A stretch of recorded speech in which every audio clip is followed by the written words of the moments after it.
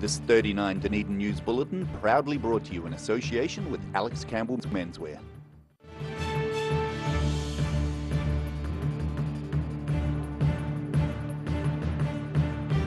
Tonight on 39 Dunedin News, a project to prevent erosion at Ocean Beach nears completion, but is the site in a better condition than before?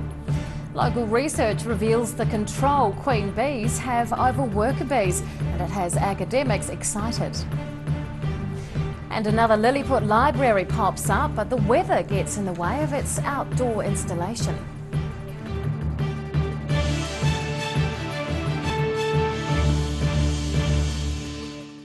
Good evening, Dunedin. I'm Rebecca Dupree. A project designed to prevent further erosion at Ocean Beach is entering its final stage. The Dunedin City Council last month pushed back the timeframe for completion after one of the sandbags was overfilled. But with that issue now remedied, contractors are getting set to leave the site better than they found it. Getting the rocks rolling. The Dunedin City Council project to install large sand sausages at Ocean Beach to prevent further dune erosion has been one full of challenges. However, after a 2-week delay, Asset and Commercial Manager Tom Dyer says the project has hit a milestone. We've got practical completion happening today, so all of the sand sausages are in. We're just starting to basically disestablish from the site. He says over the course of the works, a number of rocks have been used to help support the dunes, while the sand sausages were filled.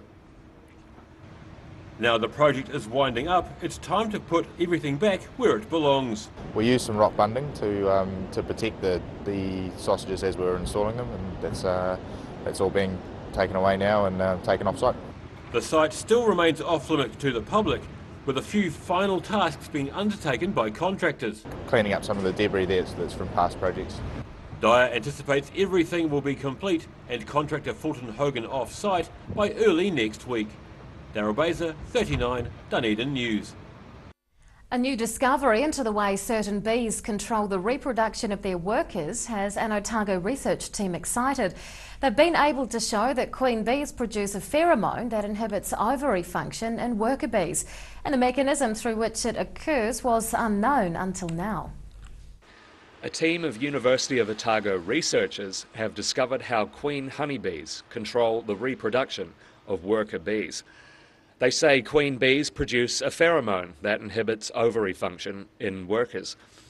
But the mechanism through which this occurs was unknown until now. We found the molecular switch which causes those ovaries to be turned off. So we don't know how the queen mandibular pheromone exactly works, except right at the end we know exactly what genes and what processes turn that ovary off.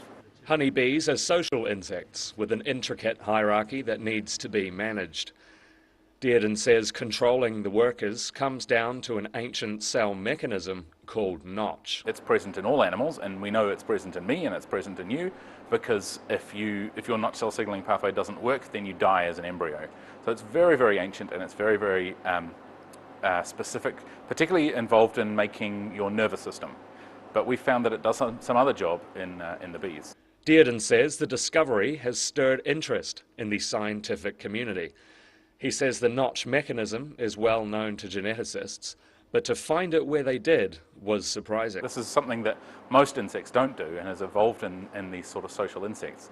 But what we found is that actually we're redeploying this really old cell signaling pathway, and that seems to be doing the job. And I think that's kind of interesting. Instead of involving a whole new pathway, they just use one that they had lying around.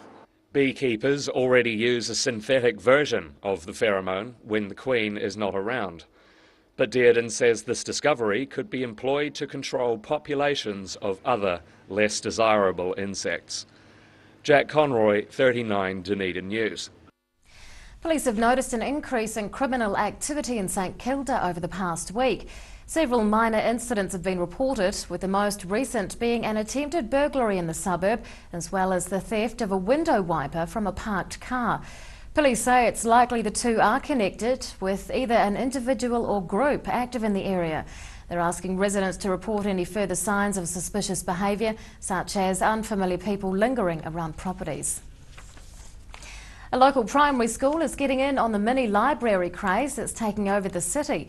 The latest Lilliput library has been unveiled at Port Chalmers School after months of hard work by staff and pupils. And despite less than ideal weather preventing its outdoor installation, an indoor celebration proved a good alternative. Building a little anticipation. After months of planning, the cover is being lifted on the city's newest Lilliput library at Port Chalmers School.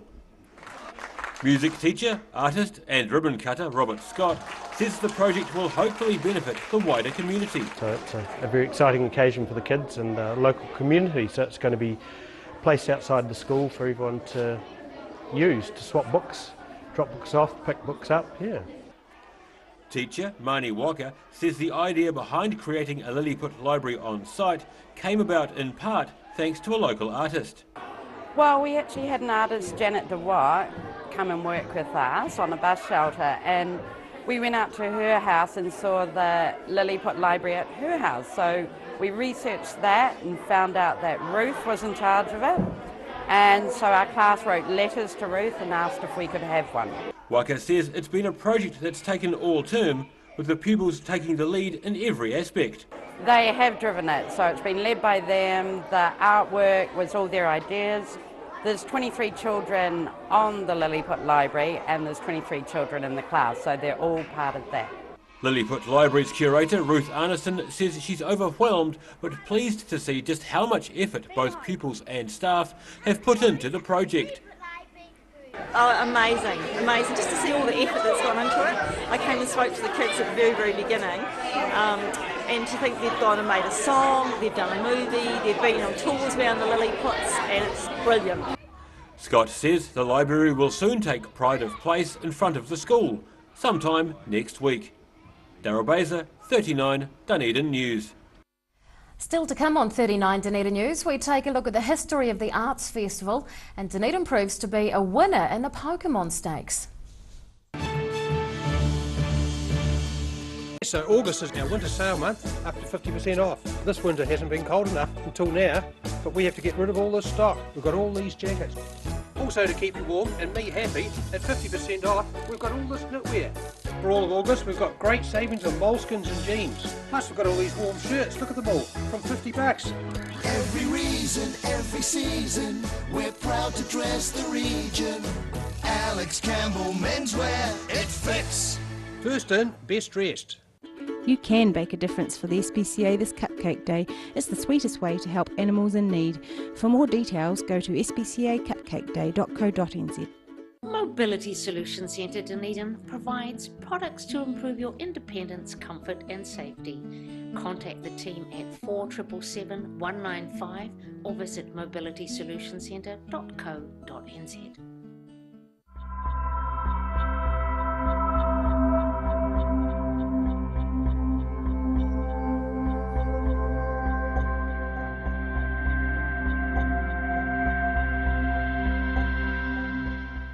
Wooltech have the experience and the expertise to supply a wide range of high-quality New Zealand-made products and can manufacture customised products to meet your individual requirements. Wooltech, great people, great products, great service.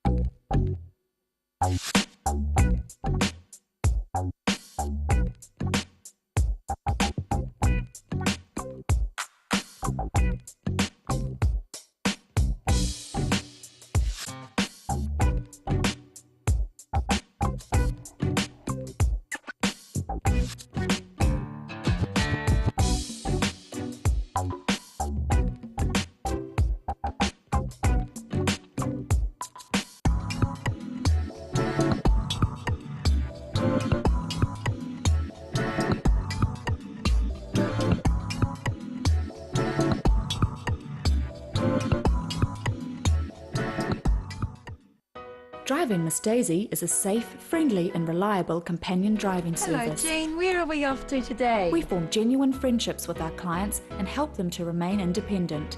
Thousands of Driving Miss Daisy clients and their families love our caring, affordable service. Call us today for a quote on 0800 948 432 or visit drivingmissdaisy.co.nz. Driving Miss Daisy, for the gift of independence.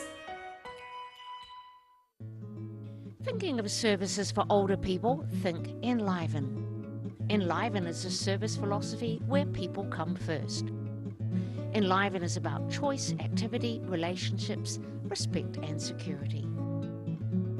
You can enliven your health, your friendships, your life, no matter what your age. For more information, go to psotago.org.nz or call 4777 115.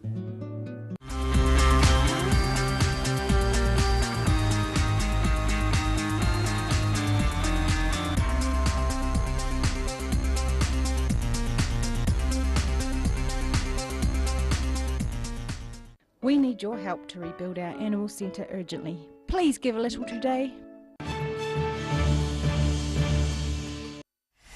Welcome back. Fertiliser company Ravensdown will pay farmers a total rebate this year of $41 per tonne after posting an almost 35% rise in profit. It's announced a profit before tax and rebate figure of $62 million for the year, up $22 million on last year. Chairman John Henderson says the result stems from year-on-year progress on a variety of fronts, including leading price reductions during the year and capping superphosphate prices. And on that note, let's take a look at today's markets. The NZX 50 has closed the day up 17 points. It's now at 7,295. The FTSE is down 11 points. And to the exchange rates, the Kiwi dollar is down slightly against the Australian, but we are up against the other currencies we follow. The city's biennial arts festival is on the way, with a range of national and international acts on the bill. Director Nicholas McBride rejoined the team in 2013 after some time away, and he's with us now to talk about how far the festival has come and what's next. Good evening. Hi. How long has the festival been running now? Well, we set it up in 1999, first festival in the year 2000, so that's 9. This is festival number 9, that's 18 years. And you've been involved the whole way through? Apart from one festival, the 2012 festival, I didn't do because I had thought it was time for somebody else to have a turn. Resigned, and 18 months later I was asked to come back and carry on, so there we go. Apart from one, I've done them all, yeah. What have been some of the highlights? Well, I guess it's difficult because that's a lot of festivals, that's a lot of gigs when we have up to 200 performers for every festival. I guess one of the sort of highlight, well, the ongoing highlight is one that we're still here, and two, just the sense of joy that that you see night after night as crowds come out of extraordinary performances that they have been to, which they would otherwise not have gotten if the festival hadn't been here. Now, bringing acts to the city is obviously a costly experience. How much funding do you receive? It's very expensive for all kinds of reasons. We're at the bottom of the world. We're at the bottom of New Zealand and we're at the bottom of the world, so it's very, very expensive to get people from anywhere to Dunedin for 3 or 4 days or a week or whatever it might be. Our funding comes from a variety of sources, the Dunedin City Council, the Community Trust of Otago, the Otago Community Trust, and from Creative New Zealand. There are 3 core funders, and then the rest we gleaned through business partnerships and box office. And the festival itself is roughly costs $1 million to stage. Wow! So it's quite a nervous machine to run. What types of expenses, when you say $1 million to stage, what types of expenses? Well, simplistically, we've got airfares, for example. We would have 200 performers coming to Dunedin. Now, some of them can come from as close as Auckland. A return airfare to Auckland, if you've got 25 performers, $600 return maybe. If you're lucky, it might be down to $400 return, maybe. From the UK, return airfares for troops and things, that is huge. Accommodation for all these people for at $120, $30, $40, $50 a night for 200 performers. It adds up. Performance fees are very considerable, not to mention the huge technical costs for venue hire, sound and lighting, and so on. It just adds up. I mean, if you've got 35 gigs in the festival, which I think we have this time, each one costing $45,000, $50,000, there's $1 million just gone. Advertising, promotions, all those sort of things, it's very expensive, but you've got to do that to make it work. How well do Dunedin people support these Well, events? we're still here. So they do support. It's never easy, and one must never think that you've got it right, because you're bound to sort of fall over at that very moment. So you've got to be very, very smart all the time. The world is fickle. The performing arts is very fickle. If we knew what the recipe was, we'd all be very happy. But markets change, tastes change all the time, and we're providing a whole range of exciting performance experiences, from theatre, dance, music, the lot. So you never know what's going to be successful and what's going to tickle people's fancy. So you've got to be very, very vigilant and very careful all the time. How do you pick who's going to come and perform? Well, that's a tricky game, because I start off with an empty canvas at some stage, and you just start, and people are asking to join the festival, to be considered for the festival 2 and 3, 4 years in advance. Wow. And it can take that long to actually get something to work. We've got 10 days only every 2 years. I've got the whole world to choose from, but some of those people are only available at a certain time, so I mightn't be able to fit them in this time, but in 2 years' time they might fit in. So you're always juggling, selecting things. Some things might look nice now, and in 2 years' time or 4 years' time, when you actually get it to happen,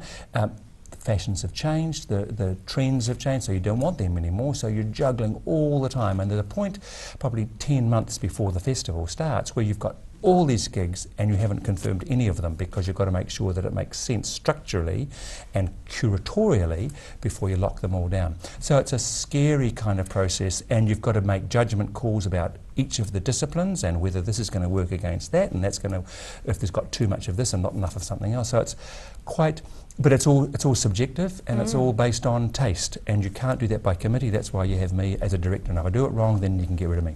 Are you sleeping okay at night? It's a lot to take on. I've learned over the years to sleep overnight, because it's not really very funny at all, because sleepless nights are a part of this game, and it can be very painful as you stress about the minutiae, right down to where the front of house person is going to come from. We have over 200 volunteers who actually work on the festival, who just look after front of house or the guests and so on. So, and the sleepless nights come with the dollar signs, whether sales are tracking according to plan, or if somebody's going to fall over, and just dealing with artists. Fortunately, the festival has been very lucky over the last nearly 2 decades. We've never had any. I've managed to select artists who are well-rounded, well-adjusted, and mostly wonderful people. Excellent. Tell us about 1 or 2 of the big draw cards for this year's festival. Well, this time, because we're in the school holidays, that's a deliberate strategic move. So we've got a lot of children's and family entertainment this time round. We've got a lovely little huge gig in the Regent Theatre called The Complete History of the Royal New Zealand Navy, which is a creation which is just starting tomorrow, I think, in the North Island, written by Greg Cooper and Mark Hadlow, and it's just going to be a riotous, accessible, lovely piece of theatre. We've got a rather raunchy cabaret theatre show called Songs for the Fallen down at the Mayfair Theatre, which is the life of a French courtesan called Marie de Plessis, who rose to the great heights by sleeping around, basically, in 1900s France, on whom the opera La Traviata is also based.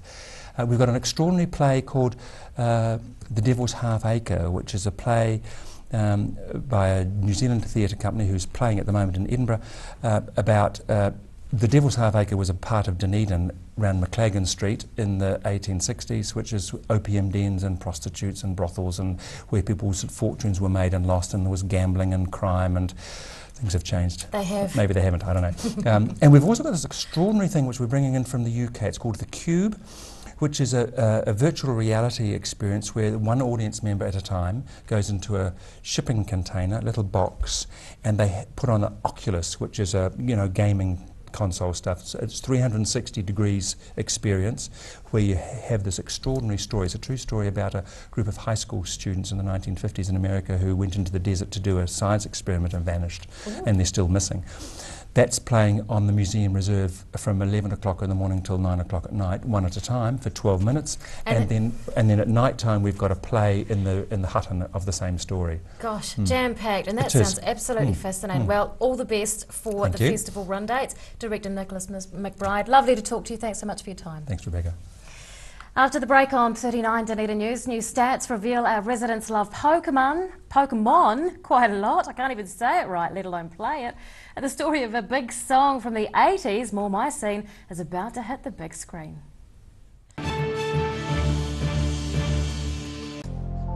Emu oil has been used for centuries to support joint mobility and tired muscles.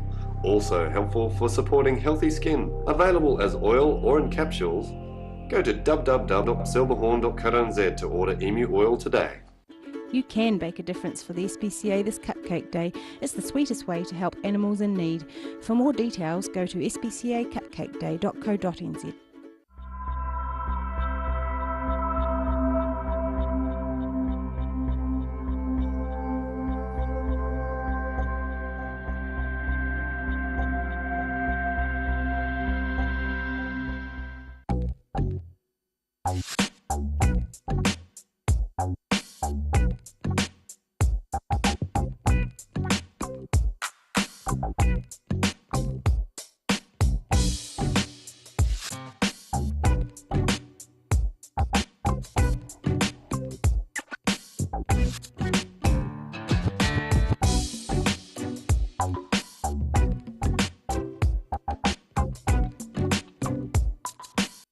Driving Miss Daisy is a safe, friendly and reliable companion driving service. Hello Jean, where are we off to today? We form genuine friendships with our clients and help them to remain independent. Thousands of Driving Miss Daisy clients and their families love our caring, affordable service. Call us today for a quote on 0800 948 432 or visit drivingmissdaisy.co.nz.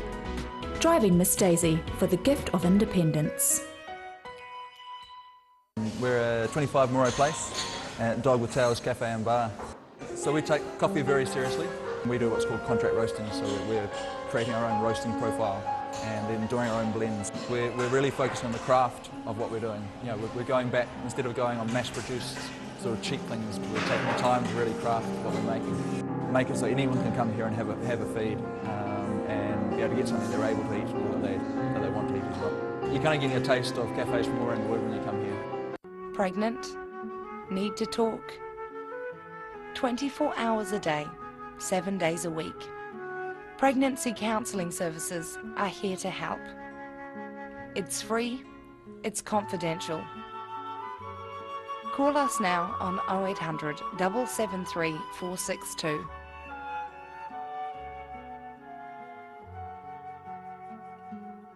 Mobility Solutions Centre Dunedin provides products to improve your independence, comfort and safety. Contact the team at 4777 195 or visit mobilitysolutioncentre.co.nz.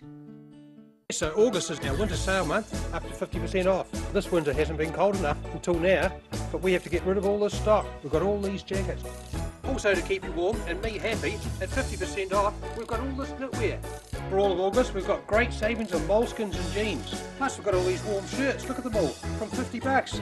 Every reason, every season, we're proud to dress the region. Alex Campbell Menswear, it fits. First in, best dressed. We need your help to rebuild our animal centre urgently. Please give a little today. Here's something else to look forward to sinking your teeth into every weekend with the Otago Daily Times, the Weekend Mix, your guide to what's hot in fashion, entertainment, food and more. New weekend magazine in your ODT. Pick up your copy this Saturday.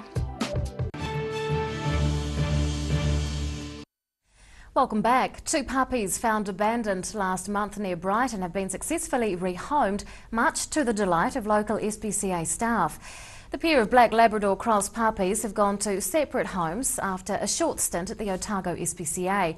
Inspector Sophie Tinero says while she's pleased that they've found homes, staff have yet to receive any information about who dumped the dogs. She says any and all information from the public will be treated as confidential, and staff are still holding out hope that those responsible will be prosecuted for leaving these cute canines for dead. A 1980s hit song that gained global acclaim is once again back in the spotlight of a new film. A documentary about the Pātia Maori Club song Poi E is hitting the big screen in Dunedin to open the New Zealand International Film Festival. And the film's director is excited to continue what has so far been a dream run in terms of reaction. Empty for now, but the Regent Theatre will soon be a hive of activity as the New Zealand International Film Festival kicks off in Dunedin. As part of the opening night festivities, New Zealand director Te Arapa Kiahi is in town in support of his film Poie. While the song it's based on is one most Kiwis know, the backstory is something few, including Kiahi, knew much about. All I knew was the beat. That's all I had, and maybe the chorus. And that sort of served me well in terms of creating an attachment to the song, but in terms of understanding where it came from, who the people are, and the meaning of the song. It was a journey of discovery. Over the course of crafting and filming the movie, Kiahi says the story evolved. One main change was the inclusion of Dalvanius Prime's own voice, taken from an archived radio interview. Dalvanius, as he delivers his words in this interview, he's just so in the moment, and that's so you don't get the sense of, oh, this is just a retrospective look back. He's right there in the moment, and you're right there with him. He says he never expected the large amount of hype and support the film has already received. So far it's screened at several venues around the country, and now it's the Regent Theatre's turn. I've got memories of this place when I was young. When I was probably 5 years old, I think I walked in here with my mum and dad. And so to just walk in here again is cool. While Poie the song gained acclaim worldwide, for now Kiahi's just happy to share the film with local audiences. But he says should international opportunities arise, he'll do as Dalvanius did and take it global. Ruby McAndrew, 39, Dunedin News. Statistics New Zealand has revealed budding Pokemon trainers have the best chance of catching them all in Dunedin. The government department has collected population insights for the smartphone game Pokemon Go that's proven popular with locals over the past few weeks. The figures show there are more than 400,000 of the digital creatures in New Zealand. Dunedin has the most Pokemon per capita, with around 15 per 10,000 people. Pokemon statistical analyst Bridget Snodgrass says the reason behind the city's high numbers may be due to the varied terrain, attracting a wide range of Pokemon types. And now recapping tonight's top stories on 39 Dunedin News. Months of work to help prevent further erosion at Ocean Beach is finally at an end as contractors begin their final clean-up. A team of university researchers have made a new discovery into the way queen honeybees control the reproduction of worker bees.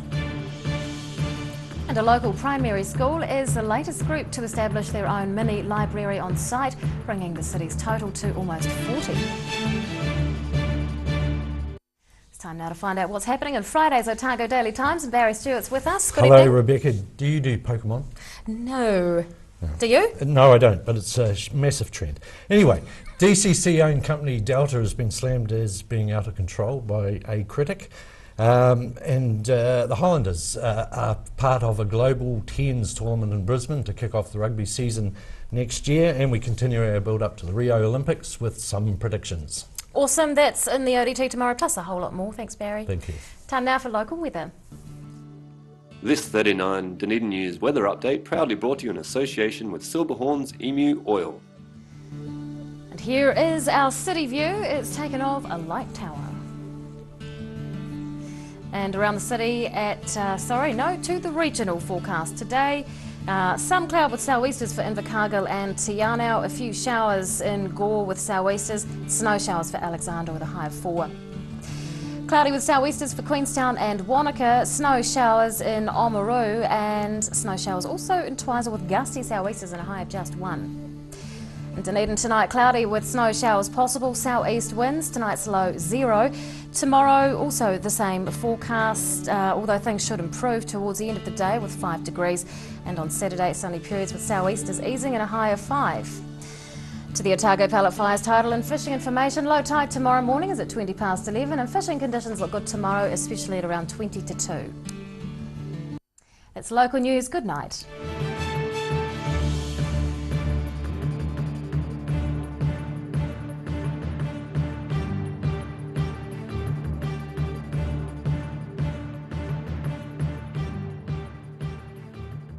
This 39 Dunedin News Bulletin proudly brought to you in association with Alex Campbell's Menswear.